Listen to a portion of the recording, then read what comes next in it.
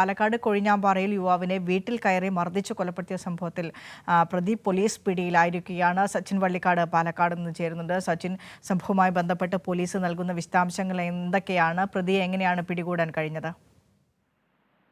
വിനിഷ, ഇന്നലെ രാത്രി 10 മണിയോടെയാണ് സംഭവം നടന്നത്. ഇന്നലെ രാത്രി 10 മണിയോടുകൂടെ പാലക്കാട് കൊഴിഞ്ഞാമ്പാറ കാരമ്പറ്റ സ്വദേശി സന്തോഷിനെ വീട്ടിൽ കയറി മർദ്ദിക്കുകയായിരുന്നു. സന്തോഷിനെ മർദ്ദിച്ചത് സമീപ പ്രദേശത്ത് തന്നെയുള്ള മൂങ്കിൽമട സ്വദേശിയായ ആറുചാമി ആണ്.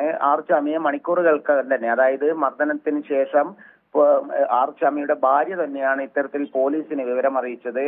സന്തോഷിനെ ആറുചാമി മർദ്ദിച്ചു എന്ന കാര്യം പോലീസിനെ വിവരം അറിയിക്കുകയാണ്. കൊഴിഞ്ഞാമ്പാറ പോലീസ് ഉടൻ തന്നെ സ്ഥലത്തെത്തി പരിശോധിച്ചപ്പോഴാണ് സന്തോഷിനെ വീട്ടിൽ മരിച്ച നിലയിൽ കണ്ടെത്തിയത്.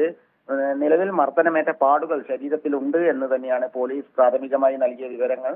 മറ്റ് വിവരങ്ങൾ, കൂടുതൽ വിശദാംശങ്ങളൊന്നും വ്യക്തമാക്കിയില്ല. മണിക്കൂറുകൾക്കകം തന്നെ ആറുചാമി, ഒളിവിൽ പോയ ആറുചാമിയെ കൊഴിഞ്ഞാമ്പാറ പോലീസ് പിടികൂടുകയായിരുന്നു.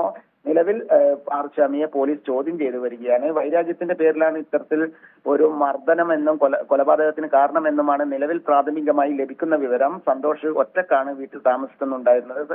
സന്തോഷിനെ മർദ്ദിച്ച വിവരം ആറുചാമിയുടെ ഭാര്യയാണ് പോലീസിനെ അറിയിച്ചത്. ഉടനെ തന്നെ പോലീസ് ഈ കേസെടുത്ത് സംഭവത്തിൽ അന്വേഷണം വ്യാപിപ്പിക്കുകയായിരുന്നു. തുടർന്നാണ് മണിക്കൂറുകൾക്കകം തന്നെ ആറുചാമിയെ പോലീസ് പിടികൂടിയത്. സന്തോഷിന്റെ മൃതദേഹം പാലക്കാട് ജില്ലാ ആശുപത്രിയിലേക്ക് പോസ്റ്റ്മോർട്ടം നടപടികൾക്കായി മാറ്റിയിട്ടുണ്ട്. വിനിഷ.